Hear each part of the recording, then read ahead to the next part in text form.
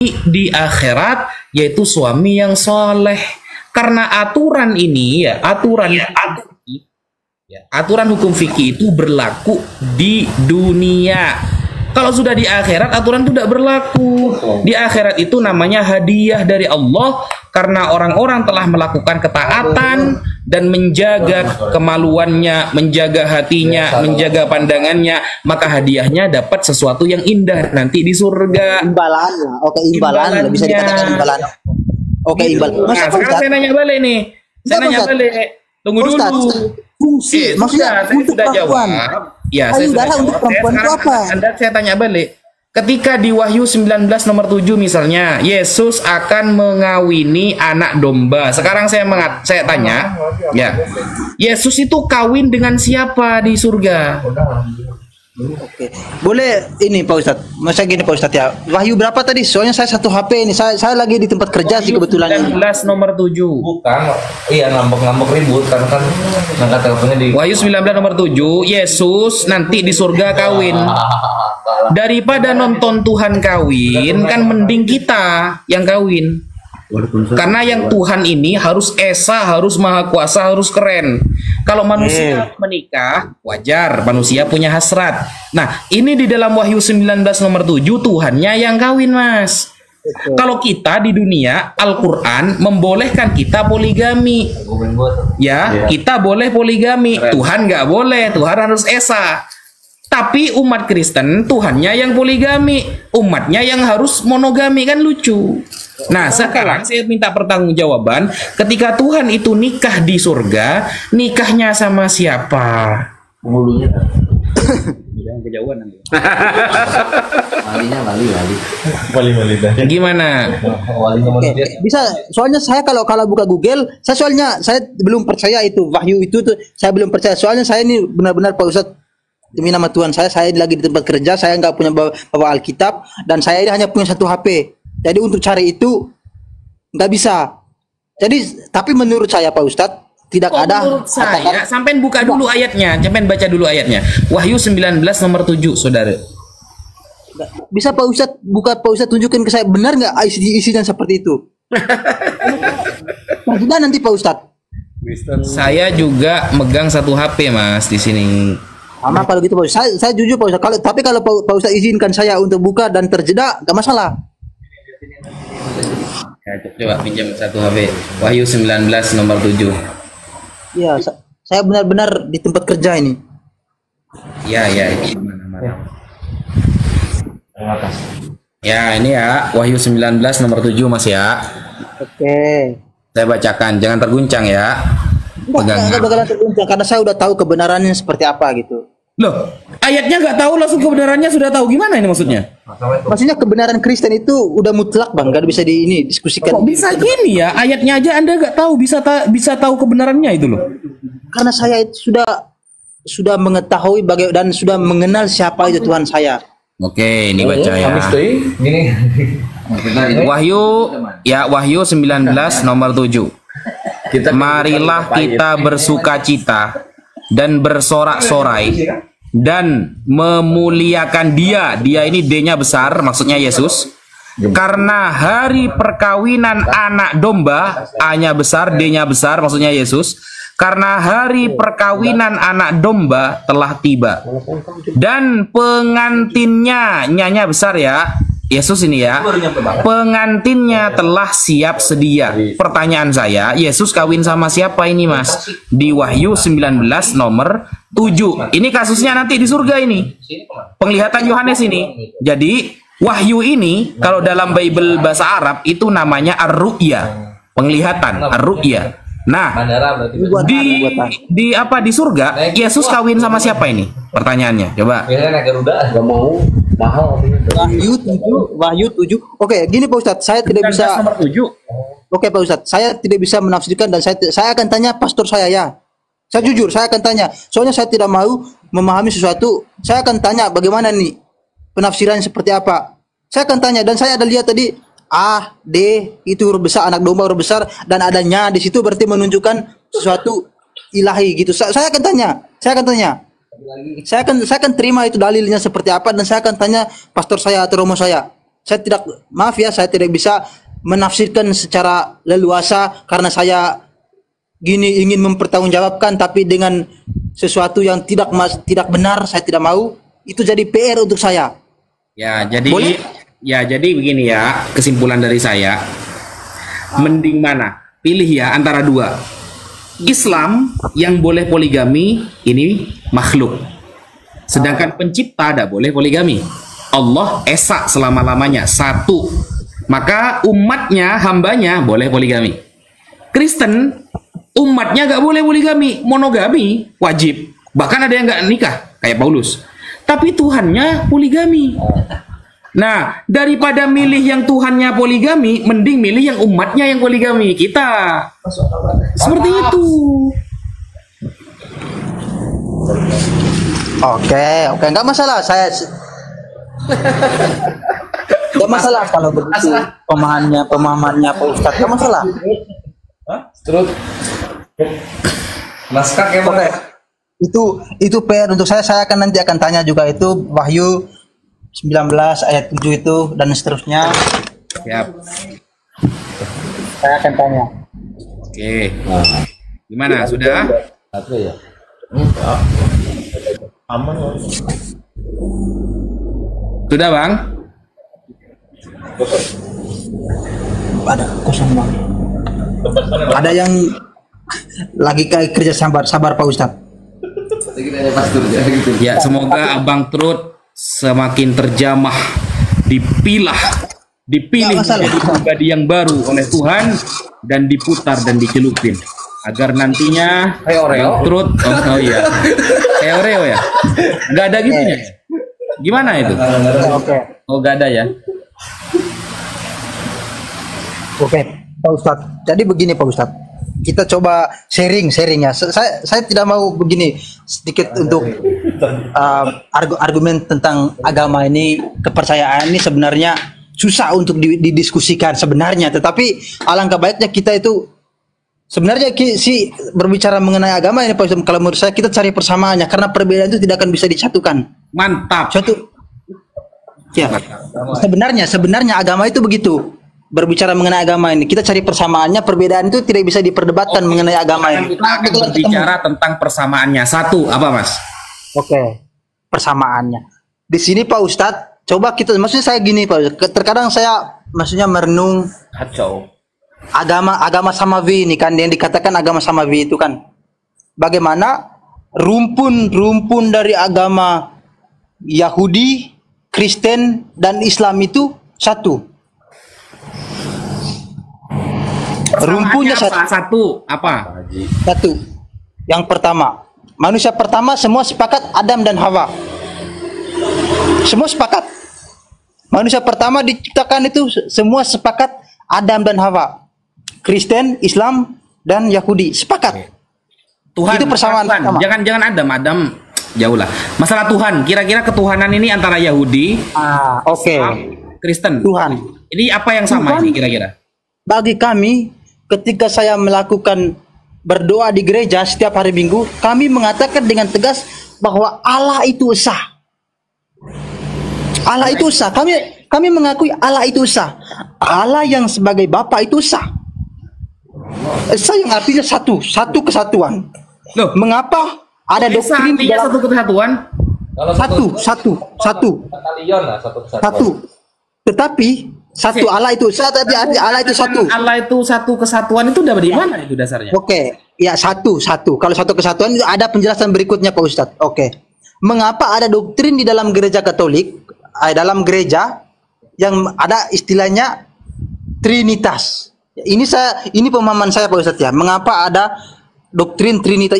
Trinitas itu doktrin karena di dalam Alkitab sering mengatakan bahwa, dan banyak pernyataan yang mengatakan Allah, aku dan Bapa adalah satu. Berarti Yesus dan Bapa adalah satu. Bagaimana orang Kristen menafsirkan aku dan Bapa adalah satu? Seperti apa? Kami orang Kristen yang saya yakini, saya tidak akan mengenal bagaimana ajaran Bapa itu kalau tidak melalui Tuhan kami Yesus Kristus. Sebelum Yesus. Zaman Musa. Ajaran Tuhan Yesus, Tuhan yang kami anggap Tuhan Yesus Kristus ini dia berasal dari Allah, dia berasal dari kerajaan Allah. Dia Masnya tadi mengetahui bilang begini kan? Masnya tadi bilang begini, kita tidak akan mengenal Bapa Allah tanpa Yesus, tanpa melalui Yesus, betul? tanpa mengenal Yesus. Nah, Kami- sebelum kami zaman tidak- Yesus, coba sebelum zaman Yesus, di zaman Musa, bagaimana orang-orang bisa mengenal Allah? Yesus kan belum turun. Bagaimana orang mengenal Allah? Sebenarnya Allah itu dia itu satu kesatuan dengan Yesus. Pertanyaannya, dulu di zaman Musa, Yesus kan belum turun nih. Bapak kan bilang tuh. Ya. Jadi harus turun dulu Yesus, baru kita mengenal siapa Bapa Allah. Karena Yesus itu menerangkan siapa Bapa Allah ketika sudah turun ke bumi. Nah, Ya. dulu Yesus itu belum turun ke bumi. Cara mengenalkan Allah itu bagaimana? Cara tahu Bapa Allah itu bagaimana sebelum Yesus turun? Allah itu dia itu zat tidak bisa diketahui. Dari mana jalannya dia aja? Ya, Allah itu zat. Tidak ada satu orang pun yang mengetahui Allah. Tidak ada satu manusia pun, tidak mau nabi siapapun, tidak ada yang kenal tentang Allah. Allah itu kasat mata, Allah itu tidak pernah diketahui. Berarti tanpa Yesus turun pun, tanpa Yesus turun pun Anda bisa tahu Allah. Kalau Yesus tidak turun, saya nggak bakalan tahu Allah. Nah, dulu sebelum Yesus turun, gimana cara tahu kepada Allah? Manusia dulu seperti Musa, Ibrahim, Yakub, Ishak, Ismail. Itu cara mengetahui Allah bagaimana? Kan Yesus belum turun. Itu hanya melalui suara, pendengaran, penglihatan, melalui seperti itu. Tapi wujudnya tidak diketahui.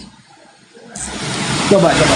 Di mana itu? Itu seperti Dalilnya di mana? Allah itu dulu sebelum kehadiran Yesus, Allah itu samar-samar.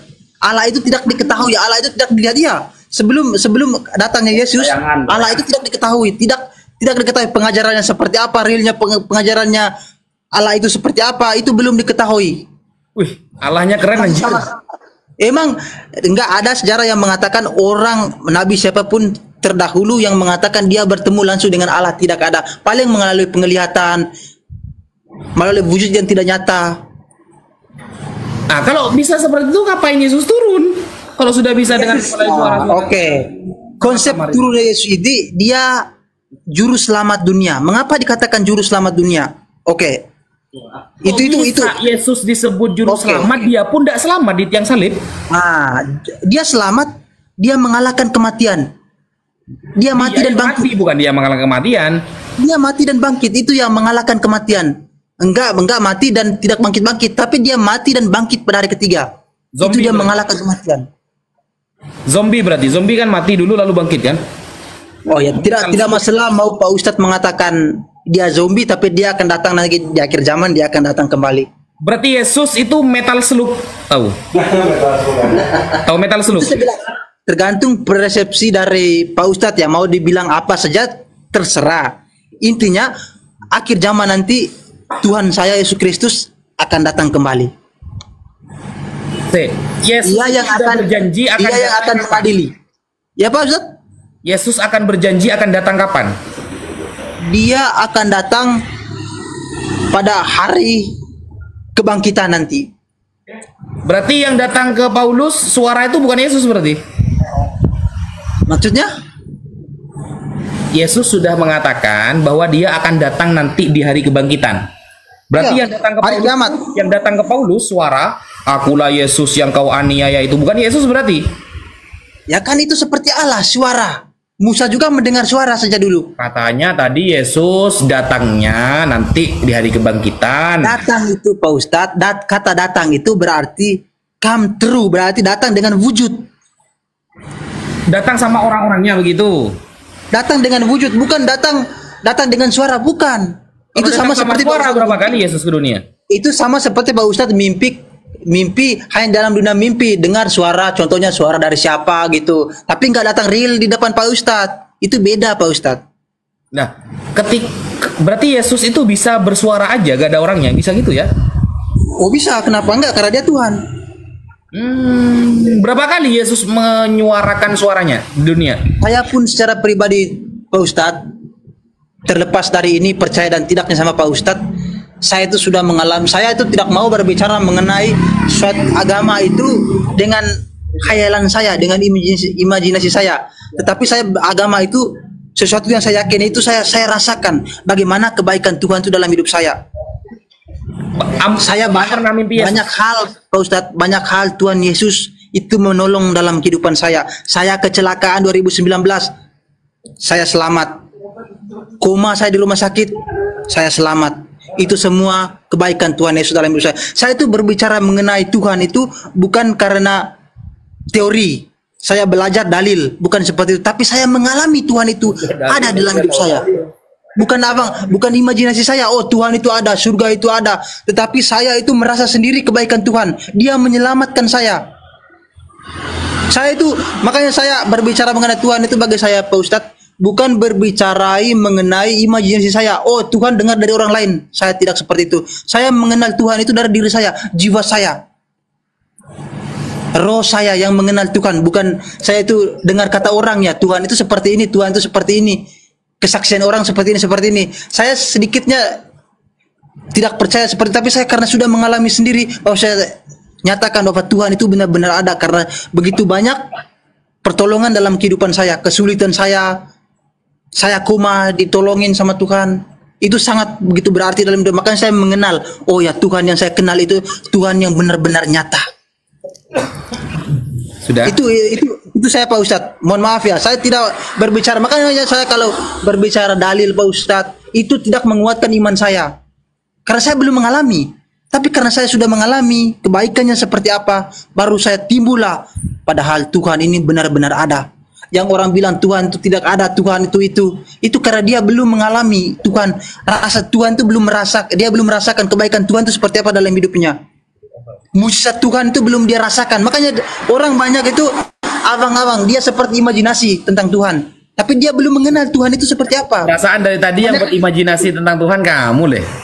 Tidak, saya sudah mengalami. Makanya ketika Pak Ustadz mengatakan Yesus itu seperti ini, Yesus itu seperti itu, saya tidak menjadi masalah bagi saya. Ya itu pendapatmu, karena Pak Ustadz belum mengenal siapa itu Yesus. Siapa itu Yesus? Orang yang belum mengenal Yesus. Saya tanya kepada Anda, siapa Yesus? Yesus itu adalah Tuhan dan dia itu penyelamat dalam kehidupan saya secara pribadi. Saya secara pribadi mengatakan bahwa Yesus itu Tuhan saya, dialah penyelamat. Tuhan Bapa ada berapa? Tuhan saya satu. Tetapi saya menyembah Tuhan dalam Allah Bapa, Putra dan Roh Kudus. Nama Tuhan Bapa itu siapa? Yesus. Nama Tuhan, saya tidak punya nama Tuhan, Bang. Yesus itu namanya siapa, anjir? Oh, Tuhan saya Yesus. Tuhan Yesus. Berarti Tuhan Bapak namanya Yesus, betul? Ya. Bapak Tuhan juga. Bapak Tuhan, tapi dia bukan, dia Tuhan, Pak. Tuhan gitu ya. Tuhan, Bapak Tuhan. Tapi kok ada tapinya tadi? Bapak Tuhan, Yesus Tuhan, Roh Kudus Tuhan. 3 Tuhan Anda. 3, oke. 3. Okay. Bagaimana korelasi? ini ya benar. Tidak pantas. Ya, pantas Pak Ustadz ketawa dan orang-orang Muslim ketawa karena ini konsep pemahaman yang dibuat oleh manusia. Ini sejujur, ini konsep bagaimana untuk kan ya? Ini ya. Ya benar, itu harus akui. Konsep yang dibuat manusia untuk memahami seperti apa Allah Bapa, Allah Putra dan Allah Roh Kudus. Korelasinya mereka bertiga ini seperti apa? Anggap aja komedi. Itu yang perlu diketahui. Di balik kata Tritunggal ini seperti apa hubungannya mereka bertiga ini. Mereka ini tidak mungkin dipisahkan. Mereka ini satu kesatuan. Karya penyelamatan itu adalah Bapa, Putra dan Roh Kudus. Ketika Yesus mengatakan aku dan Bapa adalah satu, itu satu dalam hal apa? Satu karena dia berasal dari Bapa. Berarti jadi apapun jadi yang satu itu zatnya. Jadi Pak Ustadz, kalau dia dan Bapa adalah satu, apapun yang Yesus lakukan itu adalah kehendak Bapanya. Oke. Apapun yang Yesus lakukan ini saya garis bawahi ya. Allah inginkan. Saya garis bawahi ya. Apapun yang Yesus lakukan berarti atas kehendak Bapa, betul? Betul. Tapi kenapa Yesus di tiang salib manggil-manggil Bapak, kenapa meninggalkan aku? Benar, itu benar. Bapa Nah, iya, meninggalkan dijawab. dia. Maksudnya itu bukan hanya benar-benar saja. Katanya setiap apa yang terjadi kepada Kalau Yesus menurut saya, itu kalau menurut adalah pandangan saya, kehendak Bapa. Tapi kenapa di tiang salib Yesus teriak-teriak manggil Bapa? oke. Kalau menurut ini pemandangan saya pribadi ya, tahu lagi Kristen yang lain. Pandangan. Kalau Pandangan. itu ada Ya. Ini pandangan saya pribadi ya. Ya. Mengapa Yesus di kayu salib mengatakan, Bapa, Bapa, mengapa engkau meninggalkan aku? Itu kalau menurut saya, itu adalah seperti pesan untuk saya. Pesan untuk saya. Ya, benar, Pak Ustadz.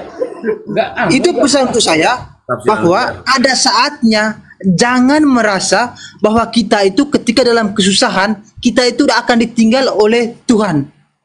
Tetapi ada karya, ada rencana terbaik dari Tuhan, rencana terbaik dalam Tuhan untuk kita. Contoh, ketika Yesus memohon ampun seperti itu, dia tetap mati. Namun hari ketiga dia akan bangkit. Sera, pertanyaan saya itu gini Mas, katanya setiap apa yang dilakukan oleh Yesus berarti itu atas kehendak Tuhan. Nah, tapi kenapa Yesus kok malah manggil-manggil Tuhan? Kenapa meninggalkan aku, wahai Tuhan, kata Yesus. Iya, saya sepakat dan itu tertulis benar. Itu bagi saya menunjukkan kepada diri saya bahwa itu pesan yang sangat berarti. Bahwa setiap kesulitan yang saya hadapi itu akan ada suatu rencana yang terbaik dari Tuhan. Bahwa nanti akan ada pribadi kamu sih, gitu loh. Kenapa jawabannya selalu tentang kehidupan lo? Karena saya merasa bahwa kebaikan Tuhan itu dalam hidup saya, bukan saya menceritakan sesuatu yang belum saya alami.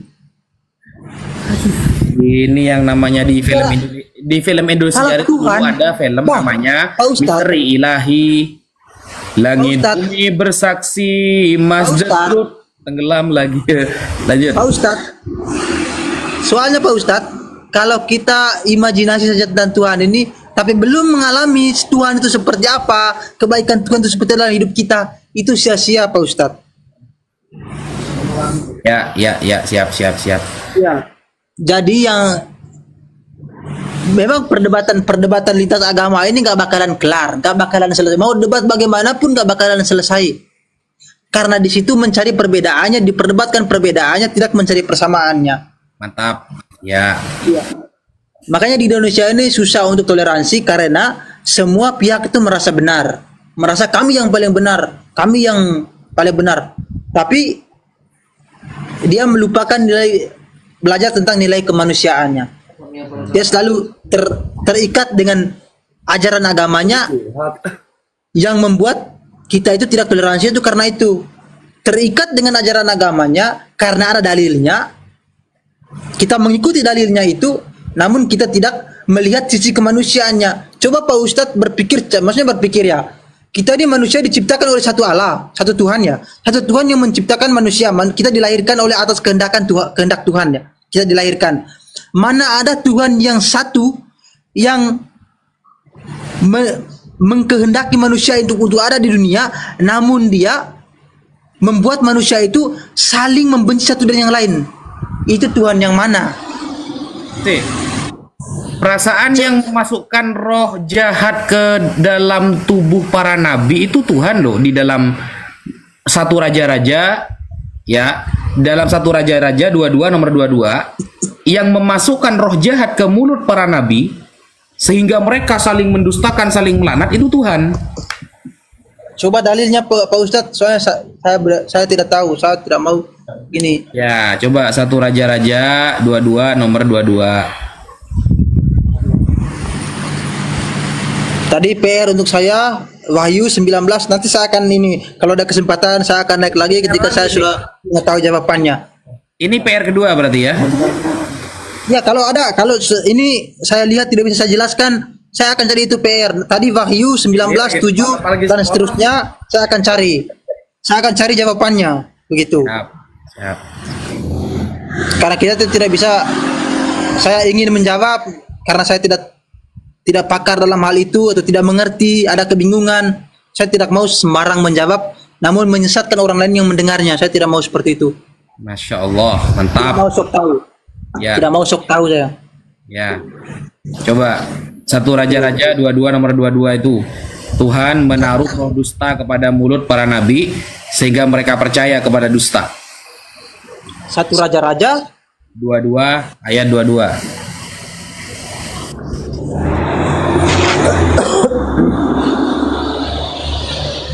Rokok dulu Pak Ustadz, santai aja Pak Ustadz. Kita berdiskusi. Saya juga maksudnya gini Pak Ustadz. Baguslah kita diskusi gini. Tapi jangan lupa untuk toleransi, itu yang paling penting. Perbedaan itu, toleransi itu penting. Mantap, mantap. Bawel kayak mau pulang belanja.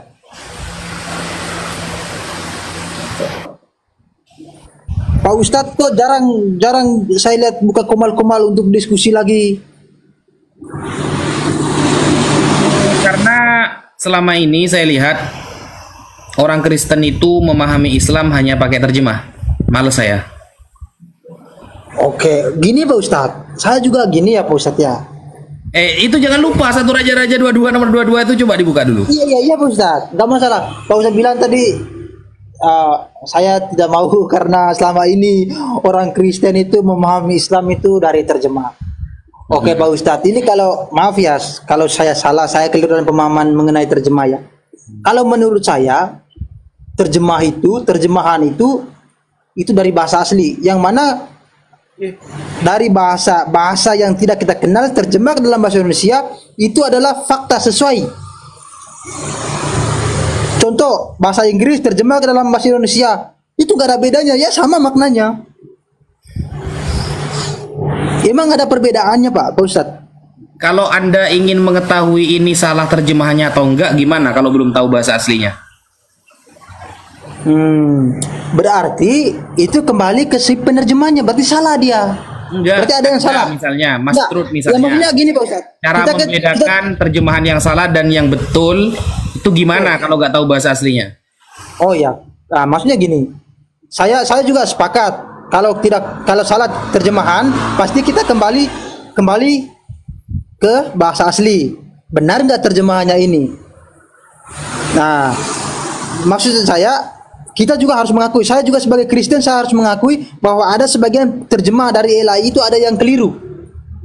Ada banyak. Iya, ada banyak. Saya juga sepakat itu. Ada banyak, ada yang keliru. Mungkin. Nah, bagaimana cara mengetahui itu? Kalau memang ada yang keliru atau yang ada yang betul itu gimana, Mas Trud, cara mempelajari? Back to original text yang pasti. Ya, Anda tidak paham bahasa Ibrani, Yunani. Oh kan sekarang kan mudah, maksudnya dengan polemik yang ditemukan, kita kan bisa cari tahu sendiri. Oh ya benar nggak apa yang disampaikan? Contohnya Gus Wafi berdiskusi sama Edis TV atau Gus Wafi berdiskusi sama RK. Ketika kalau saya sebagai Kristen ya, saya tidak mau menelan apa yang dikatakan oleh Bang RK, apa yang dikatakan Bang Edis itu udah benar. Saya tidak seperti itu. Saya melihat kembali, benar nggak apa yang dia sampaikan? Karena berdiskusi dengan iman tentang iman ini, terkadang kan orang namanya diskusi iman ini pasti orang membela diri sendiri. Mau salah mau benar tetap dia jawab. Intinya itu benar. Dia benar. Kata kamu kan sekarang aksesnya banyak, bisa meneliti sendiri.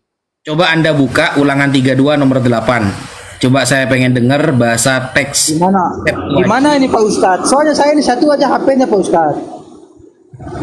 Iya, saya lagi di tempat kerja ini, lagi kerja. Ya sudahlah. Kita lanjut lain kali ya. Ini HP saya sudah 12% ini baterainya ini. Tapi Pak Ustadz mantap lah. Katanya ada mau diskusi, mau debat offline. Ya, tapi panitianya masih beleng-beleng ini. Panitianya masih beleng-beleng. Saya juga gini, kadang kita juga sih kalau dipikir-pikir Pak Ustadz, kadang lucu juga sih di Indonesia ini sih. Maksudnya diskusi lintas agama, debat offline, debat online, tapi buah dari debat itu tuh saya lihat kok nggak ada ya. Yang ada saling menghujat, saling dari Kristen menghujat Islam, dari Islam menghujat Kristen, kerjanya kayak gitu. Jadi maksudnya kalau menurut saya hidup orang Kristen dengan Islam sekarang di Indonesia itu kalau dia sering mengikuti perdebatan, hidupnya itu hanya untuk berbuat dosa. Karena dia caci maki di situ, kerjanya begitu aja. Yang Kristen maki Islam, yang Islam maki Kristen. Jadinya kerjanya tiap hari itu orang Kristen, orang Islam itu kerjanya berbuat dosa tiap hari. Saling caci maki, benar. Jadinya menurut saya dampaknya itu adalah dampak negatif yang ada. Tambah-tambah dosa untuk umat Kristen, umat Islam, saling makilah di komentar. Itu yang lucunya, miris. Mas, gini. Setiap agama itu pasti ada oknumnya. Tidak Ya, semua itu yang agama Islam itu menghujat, tidak semua agama Kristen itu menghujat. Nah, contohnya Mas Trud di sini. Mas Trud di sini saya katakan bagus lah ya. Tidak ada kata-kata penghujatan, bagus gitu. Tapi justru di dalam Kristen Mas Trud ini adalah oknum.